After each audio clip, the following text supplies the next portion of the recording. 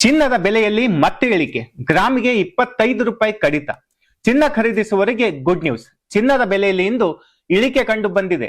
72 carrot ಚಿನ್ನದ ದರ ಗ್ರಾಮ್ಗೆ 25 ರೂಪಾಯಿ ಕಡಿಮೆಯಾಗಿದ್ದು, ಬೆಳ್ಳಿ ದರದಲ್ಲಿ ಯಾವುದೇ ಬದಲಾವಣೆ ಆಗಿಲ್ಲ. ಚಿನ್ನದ ಬೆಲೆ ಕಳೆದ ಕೆಲವು ದಿನಗಳಿಂದ ಏರಿಳಿತ ಕಾಣುತ್ತಿದೆ. ಜುಲೈ 16ರಂದು ಚಿನ್ನದ ದರದಲ್ಲಿ ಸಣ್ಣ ಇಳಿಕೆ ದಾಖಲಾಗಿದೆ.